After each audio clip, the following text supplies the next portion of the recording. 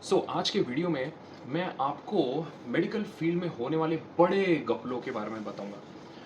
वो यूजुअल छोटे-मोटे घपले नहीं कि एक चीज़ की बीमारी है तो दूसरी चीज़ की दवाई दे दी, एक हाथ में फ्रैक्चर है तो दूसरे हाथ में ऑपरेशन कर दिया या पेट में सिज़र्स छोड़ दिए सर्जरी के टाइम पे, वो वाले घपलों के बारे में नहीं। उससे भी बड़े घपले। अभी उससे भी बड़े घपले क्या हो सकते हैं? रिसर्च में घपले। मतलब जहाँ से इन्फॉर्मेशन तैयार हो रही है, वहाँ पे ही अगर आप घपले कर दो, तो डॉक्टर को भी गलत चीज़ ही पता होगी और वो गलत चीज़ ही बताएँगे पेशेंट्स को। देखो डॉक्टर का काम क्या होता है? पेशेंट को दवाई देना येस, साइंटिस्ट लोग का काम क्या होता है? लोगों को चीज़ों के बारे में, साइंटिफिक चीज़ों के बारे में अवेयर करना। तो डॉक्टर का काम सिर्फ ये नहीं होता कि दवाई दे दी, चलो ठीक हो गया, बस।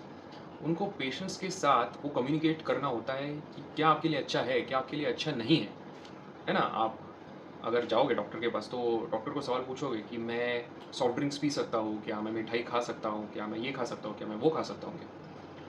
तो डॉक्टर को खुद भी तो पता होना चाहिए। एंड डॉक्टर और साइंटिस्ट कहाँ कहाँ से ये पता करते हैं ये बातें?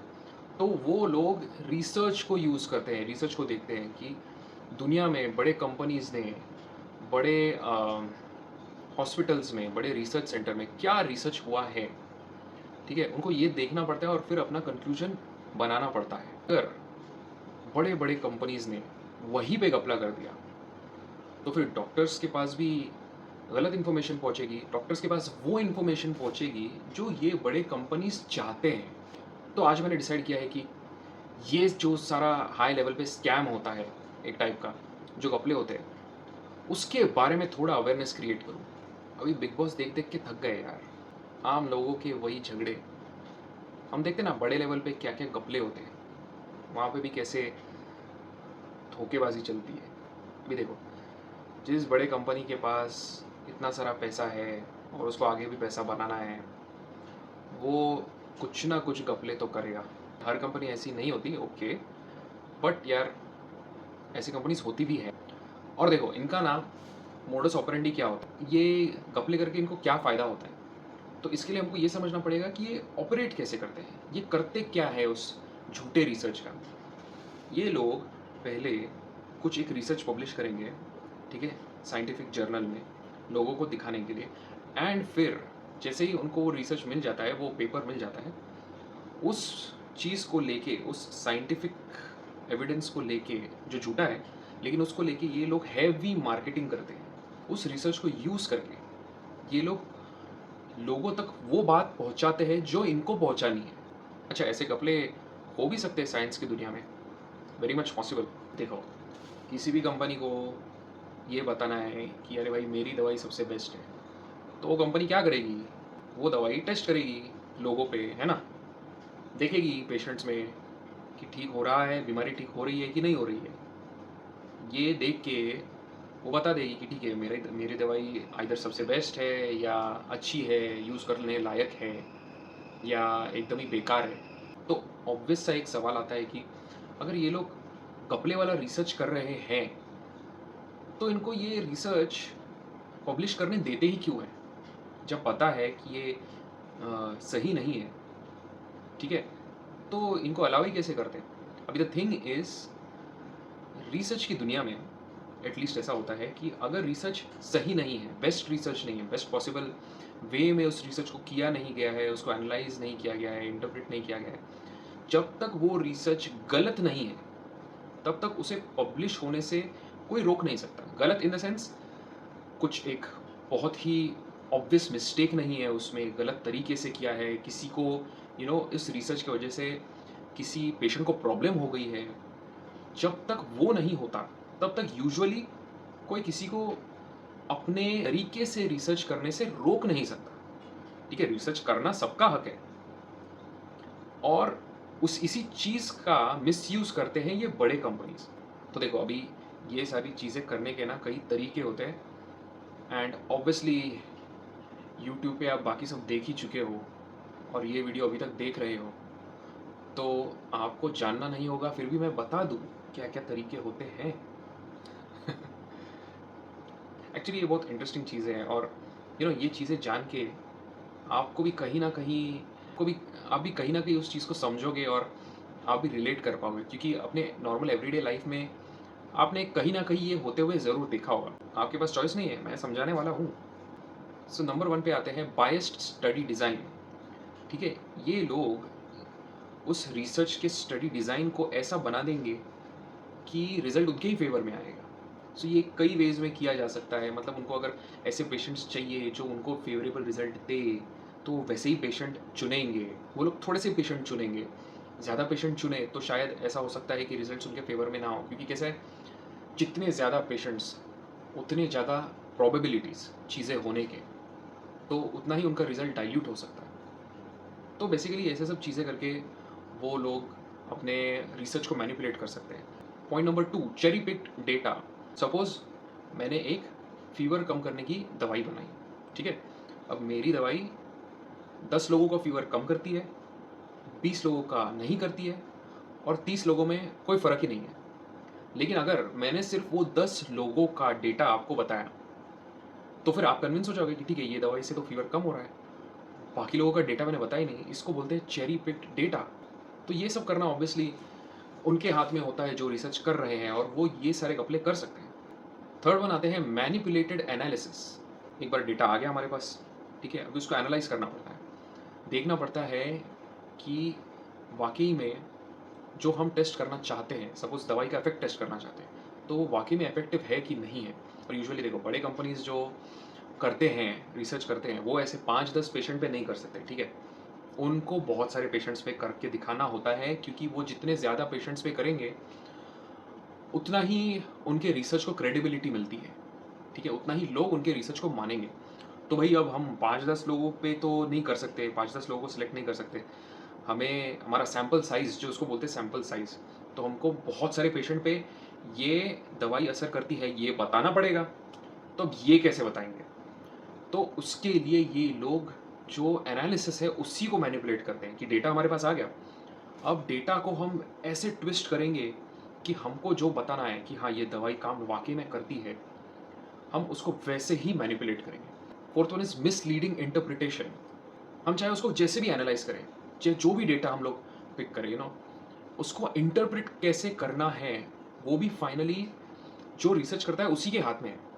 अगर सिर्फ़ 10 लोगों में वो फ़ीवर कम हुआ, तो भी मैं वो रिसर्च पेपर लिख रहा हूँ, तो मैं ये भी लिख सकता हूँ कि अरे 10 में हुआ, लेकिन 10 में हुआ ना आपको, और इतना अच्छा फ़ीवर कम हुआ, इतना बढ़िया तरीके से फ़ीवर कम हुआ कि वो बाकी का रिज़ल्ट छोड़ दो, ठीक है? बाकी के रिज़ल्ट में ये गलती हो गई, वो गलती हो गई, लिखने के लिए कुछ भी लिख सकते हैं। उनके जो मन में आए, उनको जो साइंटिफिक एक्सक्यूज़ेस मिलते हैं, वो उस इंटरप्रिटेशन में वो लोग डाल सकते हैं, ठीक है? तो इंटरप्रिटेशन मिसलीड करके वो लोग रिसर्च को बदल सकते हैं। And the last thing is publication bias. अब ये पब्लिकेशन बायस क्या होता है? Like you are interested obviously. ये सारा जो रिसर्च वो लोग करते हैं ना, इन कंपनीज़ को ये रिसर्च कहीं न कहीं पब्लिश करना होता है। सपोज़ फ़ीवर की बात चल रही है, हम लोग दवाई का असर देख रहे हैं, फ़ीवर पे क्या होता है। एक बहुत बड़ी कंपनी है, उन्होंने बहुत सारा रिसर्च किया। कुछ रिसर्च में उनको पता चला कि ये दवाई असरदार है, ठीक है?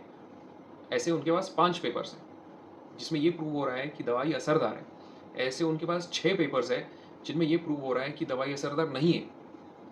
और उनके पास ऐसे और 5 पेपर्स हैं, जिसमें ये प्रूव हो रहा है कि ज़्यादा कुछ फ़ायदा नहीं है, असरदार है भी या नहीं भी, बोल नहीं सकते। लेकिन अगर उन्होंने सिर्फ़ यही रिसर्च पब्लिश किया कि दवाई असरदार है, तो फिर लोगों के पास बाकी वाला डेटा है ही नहीं, क्योंकि पब्लिश हुआ ही नहीं कहीं पे, उन्होंने बाहर निकाला ही नहीं है।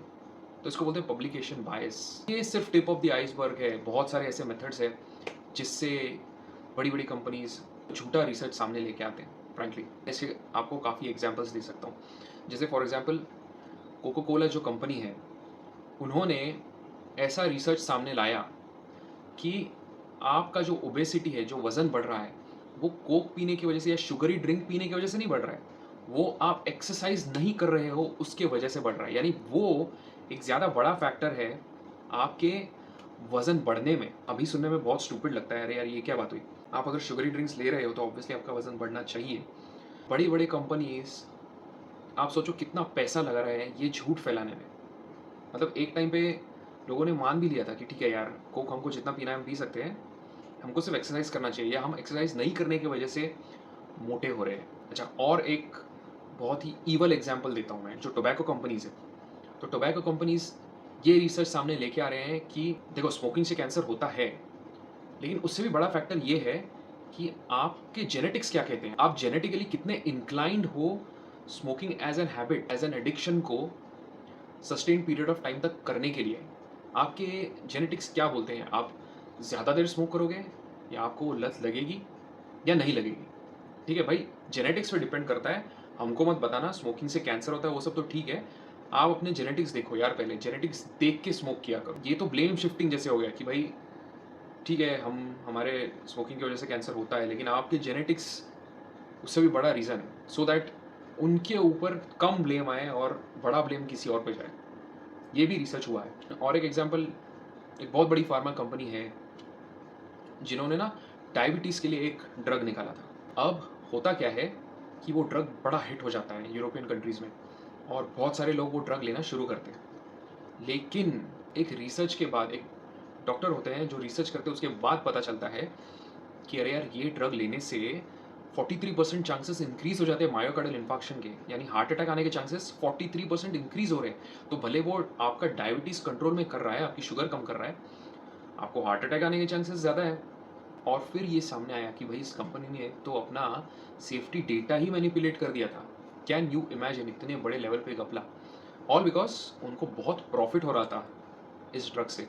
सो या ऐसे सैड चीज़ें मेडिकल वर्ल्ड में होते रहती हैं, एंड दैट इज़ वाई जो गूगल पे देख के आप कंक्लूजन्स फॉर्म करते हो, तो वो ज़रा केयरफुली करना गाइज। आप सिर्फ गूगल देख रहे हो, और गूगल का इन्फॉर्मेशन तो मतलब उसका ऑथेंटिसिटी डाउटफुल एट बेस्ट। मतलब उसको सीरियसली लेना कहीं गलती से नुकसान ना पहुंचा दे। अच्छा, एक चीज़ आप कर सकते हो, अभी ये एआई आने के बाद जो भी दवाई के बारे में या जो भी मेडिकल नॉलेज के बारे में आपको जानना है, आप एआई को रिसर्च के बारे में पूछ सकते हो। फॉर एग्जाम्पल, एप्पल खाना चाहिए कि नहीं खाना चाहिए, अंडा खाना चाहिए कि नहीं खाना चाहिए। आप ये ज़रूर कर सकते हो कि एआई को आप पूछो कि मुझे स्टडीज़ बताओ जिसमें अंडा खाना हेल्दी है, और मुझे ये भी स्टडीज़ बताओ जो कह रहे हैं कि अंडा खाना हेल्दी नहीं है। ठीक है? अच्छा, एआई स्टडीज़ तो बता देगा, और शायद स्टडीज़ को पढ़ना, इंटरप्रेट करना सबके पास टाइम ना हो, या हो सकता है जो साइंस बैकग्राउंड से ना हो उसको समझ में ना भी आए। आप एआई को ये भी बोल सकते हो कि भाई ये स्टडी का मुझे आप मतलब बताओ, आप इंटरप्रिटेशन बताओ, कितना सेफ है, नहीं है, व्हाटएवर, जो भी स्टडी आप ढूँढ रहे हो। तो आप एआई को सवाल पूछ-पूछ के आप इन्फॉर्मेशन निकाल सकते हो। Although word of caution, AI भी आपको गलत जवाब दे सकता है, लेकिन यार एआई को इतना एक्सटेंसिवली यूज़ करके मैं ये आपको ये ज़रूर बोल सकता हूँ कि उसके चांसेस कम हैं। क्योंकि आप अगर उसको क्वेश्चन पे क्वेश्चन पूछते रहोगे, तो एआई को कहीं न कहीं उसको अच्छे से एनालाइज़ करके आपको एक ठीक-ठाक आंसर देना ही पड़ेगा। So yeah guys, this was a video about घपलास that are happening in the medical world.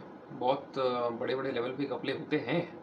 Unfortunately doctors और साइंटिस्ट को भी कई बार इन घपलों के बारे में पता नहीं होता, कि फ्रैंकली उनके पास टाइम नहीं होता यार। उनको पेशेंट देखना है, पेशेंट को ट्रीट करना है, उसमें बहुत एनर्जी निकल जाती है। बट अपना काम है अवेयरनेस स्प्रेड करना, और अपन स्प्रेड करता रहेगा। आई होप जो गूगल डॉक्टर्स हैं उनको ये बात समझ में आ जाए, उनको इस बात से फ़ायदा हो कि हम कैसे हमारा गूगल रिसर्च बेटर कर सकते हैं, एआई को कैसे यूज़ कर सकते हैं, जिससे एटलीस्ट जो ऑथेंटिक डेटा है, जो जेन्युइन डेटा है, वो आपके पास आए।